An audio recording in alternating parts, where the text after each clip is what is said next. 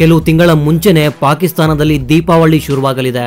ಅದಕ್ಕೆ ಕಾರಣ ನಮ್ಮ ಇಂಡಿಯನ್ ಆರ್ಮಿ. ಹೌದು, ಮೊನ್ನೆ ಪ್ರಧಾನಮಂತ್ರಿ ರೆಸಿಡೆನ್ಸಿಯಲ್ಲಿ ಕ್ಯಾಬಿನೆಟ್ ಹಾಗೂ ಸೆಕ್ಯೂರಿಟಿ ಮೀಟಿಂಗ್ ನಡೆದಿದೆ. ಅದರಲ್ಲಿ ನಮ್ಮ ಇಂಡಿಯನ್ ಆರ್ಮಿಗೆ ಫ್ರೀ ಹ್ಯಾಂಡ್ಸ್ ಅನ್ನ ಕೊಟ್ಟಿದ್ದಾರೆ. ಈ ಮೀಟಿಂಗ್ ತುಂಬಾನೇ ಮುಖ್ಯವಾಗಿದೆ. ಈ ಮೀಟಿಂಗ್ ಯಾವಾಗ ನಡೆಯುತ್ತೋ ಅಂತ ತುಂಬಾ ಜನ ಕಾಯ್ತಾ ಇದ್ರು. ನಿಮ್ಗೆ ನೆನಪಿದ್ರೆ ಪೆಹಲ್ಗಾಮ್ ದಾಳಿಯ ನಂತರ ಫಸ್ಟ್ ಮೀಟಿಂಗ್ ಅನ್ನ ಮಾಡಿದ್ರು. ಆಗ ಸಿಂಧು ವಾಟರ್ ಒಪ್ಪಂದವನ್ನ ರದ್ದು ಮಾಡಲಾಯಿತು. ಪಾಕಿಸ್ತಾನ ಪ್ರಜೆಗಳಿಗೆ ಇಂಡಿಯನ್ ವೀಸಾ ರದ್ದು ಮಾಡಲಾಯಿತು. ಜೊತೆಗೆ ಭಾರತದಲ್ಲಿರುವ 5 ಲಕ್ಷ ಪಾಕಿಸ್ತಾನಿಯರನ್ನ 48 ಗಂಟೆಗಳಲ್ಲಿ ಭಾರತವನ್ನ ಬಿಟ್ಟು ಹೋಗ್ಬೇಕು ಅಂತ ಎಚ್ಚರಿಕೆಯನ್ನು ಕೊಡಲಾಯಿತು. ಅಷ್ಟೇ ಅಲ್ಲ, ಪೆಹಲ್ಗಾಮ್ ದಾಳಿಯಲ್ಲಿ ಉಗ್ರವಾದಿಗಳಿಗೆ ಸಹಾಯ ಮಾಡಿದ 5 ಲೋಕಲ್ ಎನ್ಇಟಿ ಕಮಾಂಡರ್ಸ್ ನ ಮನೆಗಳನ್ನ ಧ್ವಂಸ ಮಾಡಲಾಯಿತು. ಕಾಶ್ಮೀರದಲ್ಲಿ ಉಗ್ರವಾದಿಗಳಿಗೆ ಸಹಾಯ ಮಾಡಿದ ಬರೋಬ್ಬರಿ 24 ಜನ ಲೋಕಲ್ಸ್ ಅನ್ನ ಅರೆಸ್ಟ್ ಕೂಡ ಮಾಡಲಾಯಿತು.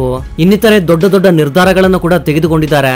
ಮೊನ್ನೆ ನಡೆದ ಮೀಟಿಂಗ್ 2ನೇ ಮೀಟಿಂಗ್. ಈ ಮೀಟಿಂಗ್ ನಲ್ಲಿ ಪಿಎಂ ಮೋದಿ ಅವರ ಜೊತೆಗೆ ಎನ್ಎಸ್ಎ ಅಜಿತ್ ದೋವಲ್ ಅವರು, ಡಿಫೆನ್ಸ್ ಮಿನಿಸ್ಟರ್ ರಾಜನಾಥ್ ಸಿಂಗ್ ಅವರು, ಜನರಲ್ ಅನಿಲ್ ಚೌಹಾನ್ ಅವರು, ಇವರ ಜೊತೆಗೆ ನಾವೆಲ್ ಚೀಫ್, ಏರ್ ಫೋರ್ಸ್ ನ ಚೀಫ್ ಎಲ್ಲರೂ ಕೂಡ ಪಾಲ್ಗೊಂಡಿದ್ರು. ಈ ಮೀಟಿಂಗ್ ಅಲ್ಲಿ ಪಾಕಿಸ್ತಾನದ ಮೇಲೆ ಹೇಗೆ ದಾಳಿ ಮಾಡಬೇಕು ಅಂತ ಡಿಸ್ಕಷನ್ ಮಾಡಿದ್ದಾರೆ. ಈ ವಿಡಿಯೋದಲ್ಲಿ ಇಂಡಿಯನ್ ಆರ್ಮಿಗೆ ಏನೆಲ್ಲ ಪವರ್ಸ್ ಅನ್ನ ಕೊಟ್ಟಿದ್ದಾರೆ ಅಂತ ನೋಡೋಣ. ಈ ವಿಡಿಯೋ ತುಂಬಾನೇ ಇಂಟ್ರೆಸ್ಟಿಂಗ್ ಆಗಿರುತ್ತೆ, ಸೊ ಮಿಸ್ ಮಾಡದೆ ಕೊನೆವರೆಗೂ ನೋಡಿ. ಹಾಗೆ ಈ ವಿಡಿಯೋ ಇಷ್ಟವಾದ್ರೆ ತಪ್ಪದೆ ಒಂದು ಲೈಕ್ ಮಾಡಿ ಹಾಗೂ ಜೈ ಹಿಂದ್ ಅಂತ ಕಾಮೆಂಟ್ ಮಾಡಿ. ಈಗ ಆರ್ಮಿ ಚೀಫ್ ಗೆ ಫ್ರೀ ಹ್ಯಾಂಡ್ ಅನ್ನ ಕೊಟ್ಟಿದ್ದಾರೆ. ಯಾವಾಗ ಹೇಗೆ ಬೇಕಾದ್ರೂ ಪಾಕಿಸ್ತಾನದ ಮೇಲೆ ಇಂಡಿಯನ್ ಆರ್ಮಿ ದಾಳಿ ಮಾಡಬಹುದು. ಫ್ರೀ ಹ್ಯಾಂಡ್ ಅಂದ್ರೆ ನಮ್ಮ ಇಂಡಿಯನ್ ಆರ್ಮಿಗೆ 3 ಪವರ್ಸ್ ಅನ್ನ ಕೊಟ್ಟಿದ್ದಾರೆ: ಮೋಡ್, ಟೈಮ್ ಅಂಡ್ ಟಾರ್ಗೆಟ್. ಈ 3ಅನ್ನ ಇಂಡಿಯನ್ ಆರ್ಮಿಯೇ ಸೆಲೆಕ್ಟ್ ಮಾಡಿಕೊಳ್ಳುತ್ತೆ. First power mode of operation. Mode ಅಂದ್ರೆ ಸರ್ಜಿಕಲ್ ಸ್ಟ್ರೈಕ್ ಮಾಡ್ಬೇಕಾ, ಕೋವರ್ಟ್ ಆಪರೇಷನ್ ಮಾಡ್ತಾರಾ, ಇಲ್ಲ ಪಿಒಕೆ ಒಳಗಡೆ ನುಗ್ಗಿ ದಾಳಿ ಮಾಡ್ತಾರಾ, ಬಲೂಚಿಸ್ತಾನ್ ಹಾಗೂ ಅಫ್ಘಾನಿಸ್ತಾನ್ ಮೂಲಕ ಹಿಂದೆಯಿಂದ ದಾಳಿ ಮಾಡಿಸ್ತಾರಾ, ಇಲ್ಲ ಎಲ್ಲಾ ದಿಕ್ಕಿನಿಂದಲೂ ಪಾಕಿಸ್ತಾನವನ್ನ ಸುತ್ತುವರಿತಾರಾ ಅನ್ನೋದು ಇಂಡಿಯನ್ ಆರ್ಮಿಯೇ ಡಿಸೈಡ್ ಆಗುತ್ತೆ. Second power time of operation. ಇದರ ಅರ್ಥ ಯಾವಾಗ ಯಾವ ಸಮಯದಲ್ಲಿ ದಾಳಿ ಮಾಡಬೇಕು, 70 ಗಂಟೆಗಳಲ್ಲಿ ಆಪರೇಷನ್ ಅನ್ನು ಮುಗಿಸಬೇಕಾ, ಇಲ್ಲ ಒಂದು ಪ್ಲಾನ್ ಪ್ರಕಾರ ನಿಧಾನವಾಗಿ ಪಾಕಿಸ್ತಾನದ ಮೇಲೆ ದಾಳಿಯ ಪ್ರಮಾಣವನ್ನ ಜಾಸ್ತಿ ಮಾಡ್ಕೊಂಡು ಹೋಗ್ಬೇಕಾ, ಇದನ್ನೆಲ್ಲವನ್ನ ಇಂಡಿಯನ್ ಆರ್ಮಿಯೇ ಡಿಸೈಡ್ ಆಗುತ್ತೆ. ಇವತ್ತು ರಾತ್ರಿಯಲ್ಲಿ ದಾಳಿ ಮಾಡ್ತಾರಾ, ಇಲ್ಲ ಈಗಲೇ ದಾಳಿ ಮಾಡ್ತಾರಾ ಅನ್ನೋದು ಕೂಡ ಇಂಡಿಯನ್ ಆರ್ಮಿ ಚೀಫ್ ಕೈಯಲ್ಲಿರುತ್ತೆ. ಅಂದ್ರೆ ರೆಡ್ ಬಟನ್ ಈಗ ಇಂಡಿಯನ್ ಆರ್ಮಿ ಕೈಯಲ್ಲಿದೆ. Third power target. ಇದಕ್ಕೆ ಅರ್ಥ ಯಾರನ್ನ ಟಾರ್ಗೆಟ್ ಮಾಡಬೇಕು ಅನ್ನೋದು ಕೂಡ ಇಂಡಿಯನ್ ಆರ್ಮಿಯೇ ಡಿಸೈಡ್ ಮಾಡುತ್ತೆ. ಟೆರರಿಸ್ಟ್ ಗಳ ಲಾಂಚ್ ಪ್ಯಾಡ್ಸ್ ಮೇಲೆ ದಾಳಿ ಮಾಡ್ತಾರಾ, ಮದ್ರಸಾ ಟ್ರೈನಿಂಗ್ ಸೆಂಟರ್ ಮೇಲೆ ದಾಳಿ ಮಾಡ್ತಾರಾ, ಕರಾಚಿ ಪೋರ್ಟ್ ಮೇಲೆ ಬಾಂಬುಗಳ ಮಳೆಯನ್ನೇ ಸುರಿಸ್ತಾರಾ, ಇಲ್ಲ ಪಾಕಿಸ್ತಾನ ಆರ್ಮಿಯ ಹೆಡ್ ಕ್ವಾರ್ಟರ್ಸ್ ಮೇಲೆ ದಾಳಿ ಮಾಡ್ತಾರಾ ಅನ್ನೋದನ್ನ ಕೂಡ ಇಂಡಿಯನ್ ಆರ್ಮಿಯೇ ನಿರ್ಧಾರ ಮಾಡುತ್ತೆ. ಹಫೀಸ್, ಅಸೀಂ ಮುನೀರ್, ಇಲ್ಲ ಶೇಬಾಜ್ ಶರೀಫ್, ಈ ರೀತಿ ಯಾರನ್ನ ಟಾರ್ಗೆಟ್ ಮಾಡ್ಬೇಕು ಅನ್ನೋದನ್ನ ಕೂಡ ಇಂಡಿಯನ್ ಆರ್ಮಿಯೇ ಡಿಸೈಡ್ ಮಾಡುತ್ತೆ. ಸಿಂಪಲ್ ಆಗಿ ಹೇಳ್ಬೇಕಂದ್ರೆ ಮೋದಿ ಇಂಡಿಯನ್ ಆರ್ಮಿಗೆ ಫುಲ್ ಪವರ್ಸ್ ಅನ್ನ ಕೊಟ್ಟಿದ್ದಾರೆ. ಇನ್ಮೇಲೆ ರಾಜಕೀಯ ನಾಯಕರು ನಿರ್ಧಾರಗಳನ್ನ ತೆಗೆದುಕೊಳ್ಳುವ ಅವಶ್ಯಕತೆ ಇರೋದಿಲ್ಲ. ಎಲ್ಲ ನಮ್ಮ ಇಂಡಿಯನ್ ಆರ್ಮಿಯೇ ನಿರ್ಧಾರ ಮಾಡುತ್ತೆ. ನಮ್ಮಲ್ಲಿ ಕೆಲವರು ಹೀಗೆ ಪ್ರಶ್ನೆ ಮಾಡ್ತಾರೆ, ಯಾವಾಗ್ಲೂ ಕೇವಲ ಮಾತುಗಳಷ್ಟೇ ಆಡ್ತಾರೆ, ಅದನ್ನ ರಿಯಲ್ ಆಗಿ ಯಾವಾಗ ಎಕ್ಸಿಕ್ಯೂಟ್ ಮಾಡ್ತಾರಂತ ಕೇಳ್ತಿದ್ದಾರೆ. ಇವರು ಕೇಳೋದ್ರಲ್ಲಿ ತಪ್ಪಿಲ್ಲ ಬಿಡಿ, ಯಾಕಂದ್ರೆ ನಮ್ಮ ರಾಜಕೀಯ ನಾಯಕರೇ ಆಗಿದ್ದಾರೆ. ಜಾತಿ ಮತಗಳನ್ನ ಬಳಸ್ಕೊಂಡು ಅವರ ವೋಟಿಂಗ್ ಅನ್ನ ಜಾಸ್ತಿ ಮಾಡಿಕೊಳ್ಳುವ ಯೋಚನೆಯಲ್ಲೇ ಇರ್ತಾರೆ ಯಾವಾಗ್ಲೂ. ಈಗ ಅವರು ಅಧಿಕಾರಕ್ಕಾಗಿ ಕೆಲಸ ಮಾಡೋದ್ರ ಬದಲಿಗೆ ಈಗ್ಲಾದ್ರೂ ದೇಶಕ್ಕಾಗಿ ಕೆಲಸ ಮಾಡಿದ್ರೆ ತುಂಬಾನೇ ಒಳ್ಳೇದು. ಯಾಕಂದ್ರೆ ಪೆಹಲ್ಗಾಮ್ ನಂತಹ ದಾಳಿ ಆದ್ಮೇಲೆ ಇಂಡಿಯನ್ ಆರ್ಮಿ ಉಗ್ರರ ಮೇಲೆ ಪ್ರತಿ ದಾಳಿಯನ್ನ ಬೇಗನೆ ಮಾಡುತ್ತೆ ಅಂತ ಜನ ಎಕ್ಸ್ಪೆಕ್ಟ್ ಮಾಡ್ತಿದ್ದಾರೆ. ಪೆಹಲ್ಗಾಮ್ ದಾಳಿಯ ಹೊಸ ವಿಡಿಯೋಗಳು ರಿಲೀಸ್ ಆಗ್ತಾ ಇದ್ರೆ ಜನರ ಒಳಗಡೆ ಕೋಪ ಜಾಸ್ತಿ ಆಗ್ತಿದೆ. ಎಲ್ಲರೂ ಇಂಡಿಯನ್ ಆರ್ಮಿಯ ಪ್ರತಿ ದಾಳಿಗೆ ಕಾಯ್ತಾ ಇದ್ದಾರೆ. ಮಿಲಿಟರಿ ಎಕ್ಸ್ಪರ್ಟ್ಸ್ ಹಾಗೂ ಎಕ್ಸ್ ಮಿಲಿಟರಿ ಆಫೀಸರ್ಸ್ ಕೂಡ ಆದಷ್ಟು ಬೇಗ ಪ್ರತಿ ದಾಳಿ ಆಗ್ಲೇಬೇಕು ಅಂತ ಹೇಳ್ತಿದ್ದಾರೆ. ಇದಕ್ಕೆ ಕೂಡ ಒಂದು ಕಾರಣ ಇದೆ.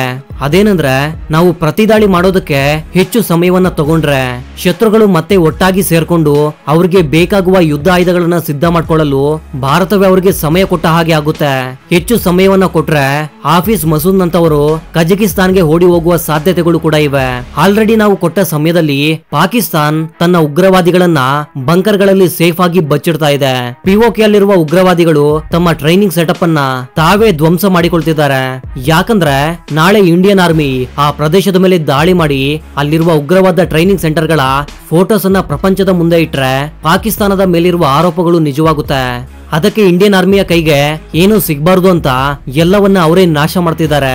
ಅಂದ್ರೆ ನಾವು ಲೇಟ್ ಮಾಡಿದಷ್ಟು ಪಾಕಿಸ್ತಾನ್ ತನ್ನನ್ನ ತಾನು ಅಮಾಯಕ ಅನ್ನೋ ತರ ಪ್ರಪಂಚದ ಮುಂದೆ ತೋರಿಸಿಕೊಳ್ಳುತ್ತೆ. ನಿಮ್ಗೆ ಇದು ಗೊತ್ತಾ? ಶೇಬಾಜ್ ಶರೀಫ್ ಟರ್ಕಿ ದೇಶಕ್ಕೆ ಆಲ್ರೆಡಿ ಓಡಿ ಹೋಗಿದ್ದಾನೆ. ಅಂದ್ರೆ ಈಗ ಅವನು ಪಾಕಿಸ್ತಾನದಲ್ಲಿ ಇಲ್ಲ. ಹಾಗಿದ್ರೆ ನೀವೇ ಅರ್ಥ ಮಾಡ್ಕೊಳ್ಳಿ ಅವರ ಆರ್ಮಿ ಮೇಲೆ ಅವ್ರಿಗೆ ಎಷ್ಟೊಂದು ನಂಬಿಕೆ ಇದೆ ಅಂತ. ಲೇಟೆಸ್ಟ್ ಬ್ರೇಕಿಂಗ್ ನ್ಯೂಸ್ ಏನಂದ್ರೆ, ಈ ಮ್ಯಾಪ್ ಅನ್ನ ನೋಡಿ, ಪಾಕಿಸ್ತಾನದಲ್ಲಿರುವ ಈ ಸಿಯಲ್ಕೋಟ್ ಅಲ್ಲಿ ಪಾಕಿಸ್ತಾನ ಆರ್ಮಿ ಬೇಸ್ ಇತ್ತು.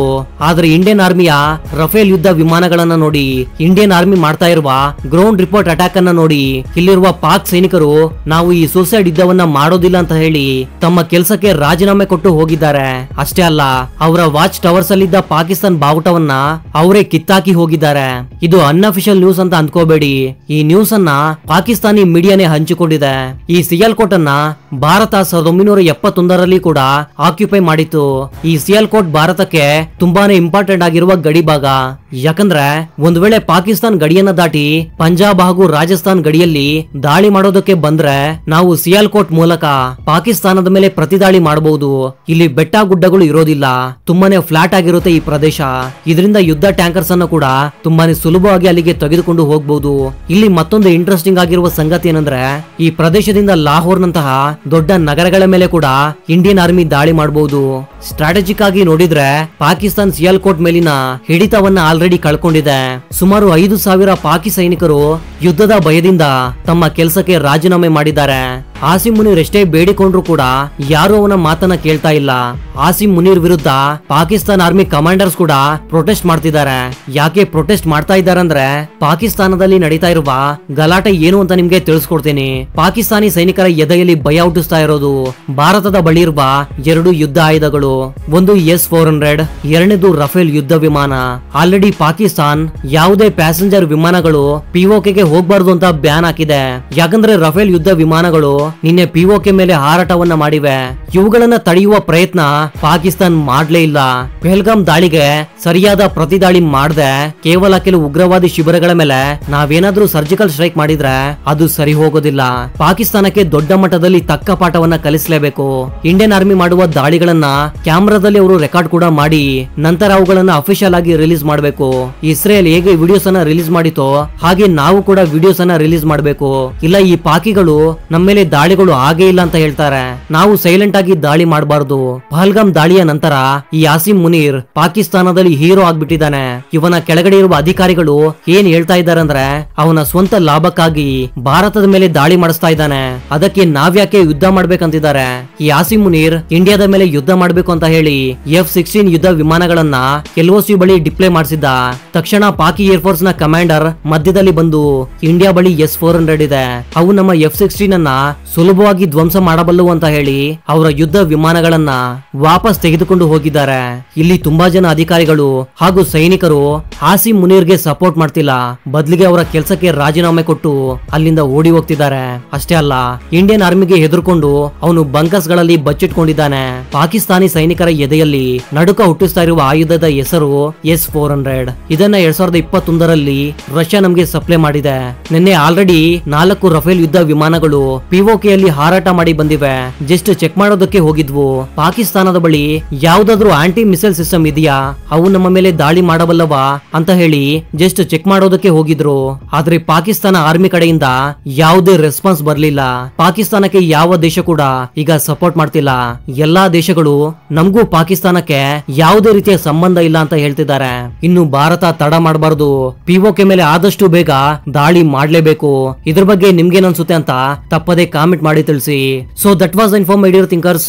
ಮತ್ತೊಂದು ಇಂಟ್ರೆಸ್ಟಿಂಗ್ ಆದ ವಿಡಿಯೋ ಜೊತೆ ಮತ್ತೆ ಸಿಗ್ತೀನಿ. ಅಲ್ಲಿವರೆಗೂ ಜೈ ಹಿಂದ್, ಜೈ ಕರ್ನಾಟಕ.